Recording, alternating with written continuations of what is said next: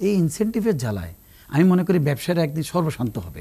এটা যদি 2-4 বছর চলে কেউ কিন্তু রেহাই পাবে না। এটা আলটিমেটলি মজা পেয়ে গেছে ওনারা। হাবিবুল্লাহ ডন, যেটি নিয়ে আলোচনা করেছিলাম বাজেটের প্রত্যাশা, কৃষি অর্থনীতির কথা বলছিলাম, খেটে খাওয়া মানুষের কথা। বিশেষ করে আজ মাননীয় প্রধানমন্ত্রী আজ বলেছেন যে রিজার্ভ নিয়ে শঙ্কার কিছু নাই, কিন্তু ইনফ্লেশন নিয়ে সরকার বেশ একটু উদ্বিগ্ন। আপনি কি মনে করেন যে এই বাজার ব্যবস্থা বা বাজার যে ঊর্ধ্বগতি দ্রব্যমূল্যের, সেখানে আসলে চিন্তার জায়গায় কিভাবে নজর দেওয়া যায় ইনফ্লেশন নিয়ন্ত্রণে? এটা শুধু বাংলাদেশের ব্যাপার না, গত 4-5 বছর ধরে আমরা দেখছি বিশ্বের সবখানেই।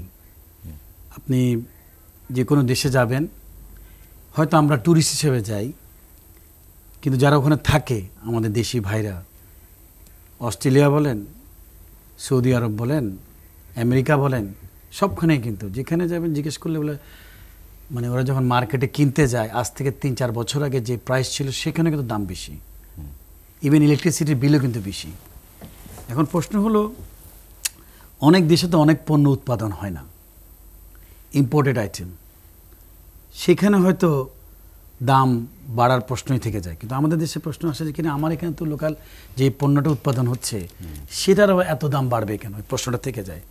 কিন্তু যে উৎপাদন করতে গেলে যে ম্যাটেরিয়ালটা লাগে অনেক কিছু তো ইম্পোর্ট করে আনতে হয়, ঘুরে ফিরে কিন্তু ওখানে আবার একই জায়গায় এসে যে ইনফ্যাক্ট ইনফ্লেশন উৎপাদন করছেন তিনিও একজন ভোক্তা। ইনফ্লেশন কিন্তু গত 4 বছর ধরে not only in Bangladesh, everywhere এটা একটা কিন্তু হেডেক সবারই। এবং আমার মনে আছে, আমার কদিন আগে আমি বাইরে গেছিলাম একটা ফ্রেন্ডের এখানে লন্ডনে, বলতেছিল দোস্ত আগে দিতাম 200 পাউন্ড 250 পাউন্ড ইলেকট্রিসিটি বিল, এখন হয়ে গেছে 450-500 পাউন্ড বিল। এখন এটা তো সব জায়গায় কিন্তু এই ব্যাপার। কিন্তু আমাদের এখানে মাঝে মাঝে হয় কি, ওই লোকাল পণ্য যেটা উৎপাদন হয় সেখানে যখন দাম বাড়ে তখন মানুষের কষ্ট লাগে, প্রশ্নটা সেখানে। আরেকটা হলো সিন্ডিকেট ব্যবসার কথা যেটা বলে, সেটা দুঃখজনক। একটা এক্সাম্পল দিই, যখন ডলার ক্রাইসিস, বাংলাদেশ ব্যাংক বলল রিজার্ভ কম, সেই হিসাবে অনেক ব্যাংকগুলো কিন্তু সহজে এলসি করছে না। ওই সময় আমরা দেখতে পেলাম অনেকে ব্যাংকের মালিক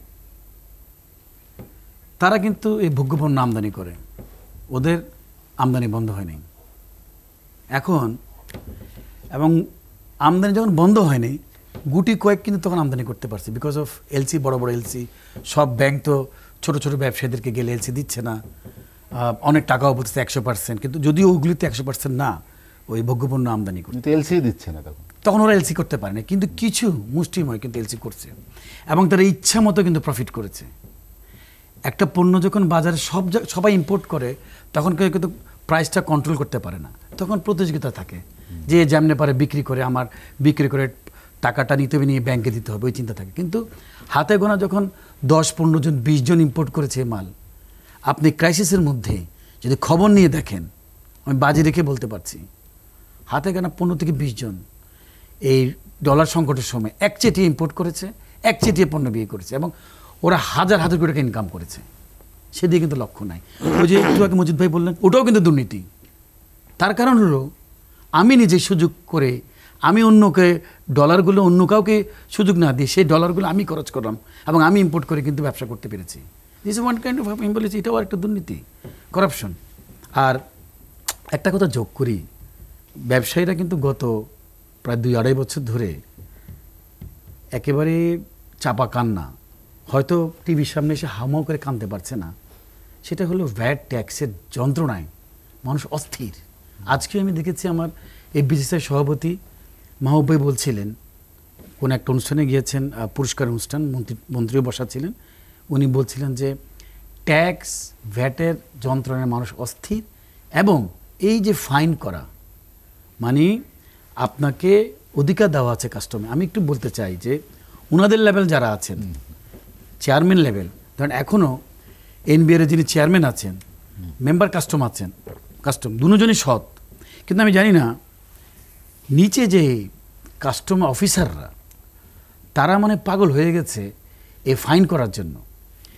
গভর্নমেন্টের রাজস্ব আদায়ের থেকে চিন্তা করে দূরে চলে এসে কীভাবে একটা এইচএস কোডের একটা ওয়ার্ড যদি টাইপিংও ভুল হয়, ওকে কিন্তু আর কারণ দর্শানোর কিছু নেই, সাথে সাথে ফাইন।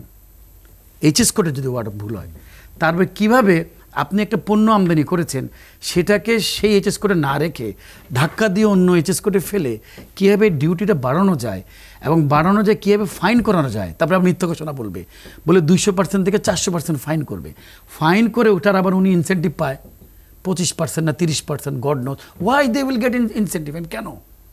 ওনাদের সময় তো আমি দেখি নাই, আমরা দেখি নাই, মেবি ডিসকাশন ছিল ফাইন করতে পারবে, তখন হয়তো ব্যবসায়ীদেরকে তো বাঁচানোর কথা চিন্তা করতে হবে। আমি আমার ফাইন করতে গিয়ে আমি যদি 200% ধরেন একটা পণ্যের ডিউটি আসছে 1 কোটি, এটাকে আমি ফাইন করলাম 200, মানে আরও 2 কোটি 3 কোটি, ওই লোকের কি ব্যবসা থাকবে? আদৌ কি ব্যবসা আছে? অনেক লোক নিঃস্ব হয়ে গেছে ব্যবসায়ীরা, কিন্তু মুখ ফুটে বলতে পারে না। কিন্তু আমি এই বিসিসিআইতে যখন দেখি আমাদের প্রেসিডেন্টের কাছে কিংবা অন্যান্য ব্যবসায়ীরা আসে, প্রতি মিটিংয়ে একই অভিযোগ, কেন ওদেরকে ফাইন করার সুযোগ দেওয়া হলো, কেন ওরা 200-300% ফাইন করে, কেন ওদেরকে ইনসেন্টিভ দেওয়া যদি বন্ধ করা না হয়। আমি বলি অদূর ভবিষ্যতে এই যে ফজলু ভাই কথাটা বললেন, ব্যবসার এভাবে নিঃস্ব হয়ে যাবে। এক পর্যায়ে ব্যাংক, তারপর লিজিং যেখানে টাকা পায় ব্যবসাদেরকে টানবে, আর যারা আমলারা আছে ফাইন করে করে ওনাদের 25%-30% ব্যাংক অ্যাকাউন্ট জমবে এবং এই টাকাটা কি হোয়াইট মানি হয়ে যাবে নাকি, বিকজ সেটা তো ফাইন করে নিচ্ছে হোয়াইট। এই প্র্যাকটিস থেকে বের হওয়া উচিত। আমরা কখন এটা দেখি না, ওনার সময় তো ওনারা ছিলেন, ফাইন করেছে, হ্যাঁ কি করেছে, একটা পণ্য আসছে হয়তো মনে করেছে যে এটার হয়তো ঘোষণাটা ঠিক হয়নি, কিংবা কোনো কারণে এটা যারা ঘোষণা দিয়েছে এটার সাথে মিলছে না, ওনারা একটা মিনিমাম একটা পেনাল্টি করতো, 20,000 টাকা, 40,000 টাকা, হার্ডলি 50 পেনাল্টির ওই ক্ষমতা দেওয়া আছে কাস্টম ওই কর্মকর্তাকে। কিন্তু 200 থেকে 400% এটা কোন দেশে আছে? আমার যদি একটা দেশে দেখাইতে পারেন 400% ফাইন করা হয়, সেটা আমি কোথাও বলতে পারবো না। তাই আমি মনে করি অনুরোধ করব, উনি একটা সত্যি কথা বলেছেন যে এটা যে আইনটা পাশ হয়েছে, যে গত 23-এ যেটা কাস্টম আইন যেটা বলতেছে যে পাশ হয়েছে, সেখানে আসলে পাশটা কারা করে করছে তো actually end of the day আমাদের যারা সংসদে যারা বসেন ওনারা করেন, ওনারাও তো ডিটেলস হয়তো পড়ে নাই, ওনারাও বুঝতে পারেন নাই। সংসদ তো ব্যবসায়ীরাও তো আছে, ফাইন যখন ওনাদেরও হয় কিন্তু হয়তো ডিটেলসে যান নেই। ডিটেলসে গেলে এই ফাইনটা আমি সাংঘর্ষিক মনে করি। আমি মনে করি একজন কাস্টম কর্মকর্তাকে ফাইন করার অধিকার অবশ্যই আছে, যেন কেউ অপরাধ করলে ফাইন করবে, কিন্তু 200 থেকে 400% সেটা আমি মনে করি উড্র করা উচিত। এবং এই বাজেটে এই জিনিসগুলো অবশ্যই উল্লেখ করা উচিত। ফাইন করেন, আপনি একটা টোকেন ফাইন করেন না, কারণ ব্যবসায়ী তো চলে যাবে না, কিন্তু ব্যবসায়ীকে যদি 200 থেকে 400%, একজনের ধরুন ডিউটি আসছে 10 কোটি টাকা, ওরা 400% করছেন, ওরা কত আসছে 40 কোটি দিতে পারবে? ও তো শেষ। মামলা করে মামলা করতে গেলে মজার ব্যাপার, এইসব কাস্টমের মামলাগুলো এখন যদি কেউ কোর্টে যায় সেখানে কিন্তু রিমেডি পাচ্ছে না, সামহাও অদৃশ্য শক্তির কারণে সেখান থেকে তার রিজেক্ট হয়ে চলে আসতেছে। তো বাধ্য হয়ে হয়তো টাকা দিচ্ছে, নাহলে হাত পা গুটে ব্যবসা। অনেক ইম্পোর্টার বলছে ভাই আমরা ব্যবসা করবো না, আমদানি করবো না। আমি তো বিসিসিআইতে যাই, বসি, দেখি, আমি তো এখনো ডিরেক্টর, অনেকে ভাই আর ভালোই লাগছে না, 200-400 এটা কি কখনো দেখি নাই। এই গত 2 বছর ধরে প্র্যাকটিস হচ্ছে, এই প্র্যাকটিসটা বন্ধ করা উচিত। শুধু এটা না, ভ্যাট, আমি আমার চট্টগ্রামে আমার গাড়ি ব্যবসায়ীরা আছে যারা গাড়ি ইম্পোর্ট করে, হঠাৎ করে দেখলাম ভ্যাটের প্রায় 250 লোককে একসাথে, এক অ্যাসোসিয়েশনের 250 লোককে ভ্যাটের চিঠি দেওয়া হয়েছে যে ওদের অডিট করবে। 250 লোককে একসাথে, এটাও কখনো দেখি নাই। হয়তো ওরা 1-2 অডিট ইসে একটা প্রসেস করবেই, আমারও হচ্ছে, সবারই করুক। 250 জনকে একসাথে দেওয়া, ওইখানে ওই ভ্যাটের আছে, যদি আপনি ফাইন করতে পারেন, কিছু আদায় করতে পারেন, সেখানেও কিন্তু এক্সট্রা তাদের কিন্তু ইনসেন্টিভ আছে।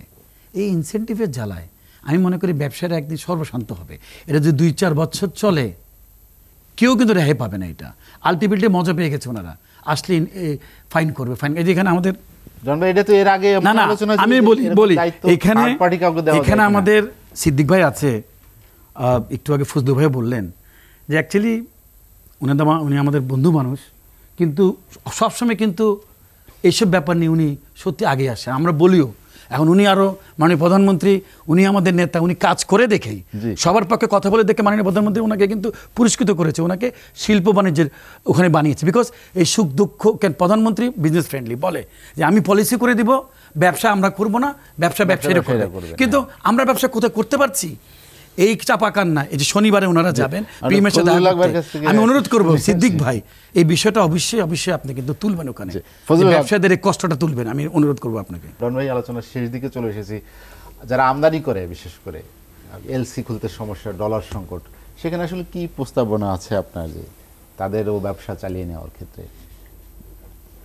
আসলে যারা আমরা আমদানির সাথে জড়িত সরাসরি, সেখানে আসলে বাংলাদেশের এখন যে প্রেক্ষাপট, ডলার ক্রাইসিস, এটা তো অস্বীকার কিছু নয়। এখন পাশাপাশি দেখলাম যে কিছু টাকারও ক্রাইসিস।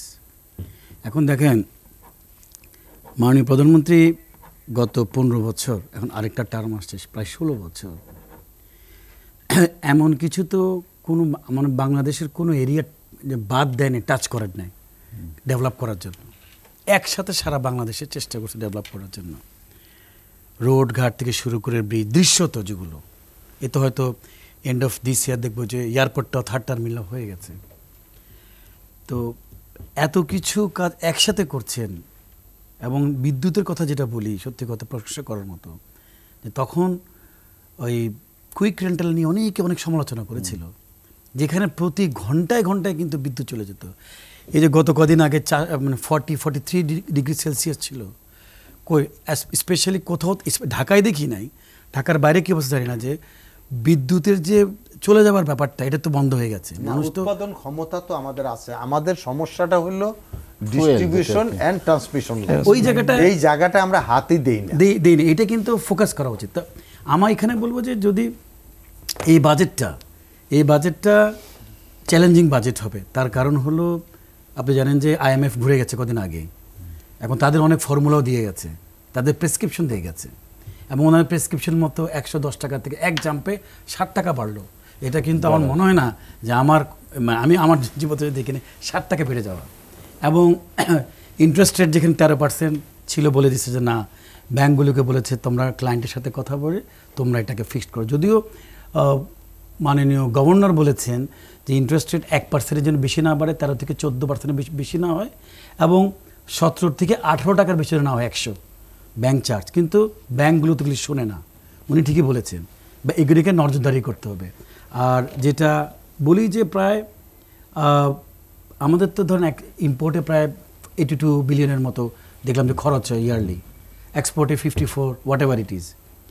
ইম্পোর্টে তো আসলে ইম্পোর্ট বেস কান্ট্রি, সেইখানে আমার মনে হয় যে এই বাজেটটা সত্যি চ্যালেঞ্জিং হবে।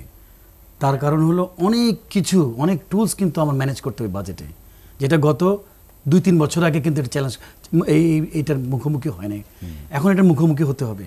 তা আমাদের প্রত্যাশা থাকবে এই বাজেটে, যে আমার যে কথাটা একটু আগে বললাম, যে শুল্ক যে নীতিমালা, সেটা একটা স্মার্ট শুল্ক নীতিমালা হওয়া উচিত। এটা সময়ের দাবি, একটা ধারাবাহিকতাও দরকার শুল্ক নীতিমালায়, প্রতি বছরে কমানো বাড়ানো, এটা করে পুরা মার্কেট কিন্তু অস্থির থাকে। আমার মনে হয় যে এখানে মাননীয় সাবেক চেয়ারম্যান মহোদয় আছেন, উনিও বলবেন, মজিদ ভাই, যে একটা স্মার্ট শুল্ক নীতিমালা হওয়া উচিত, সেটা এখন সময়ের দাবি।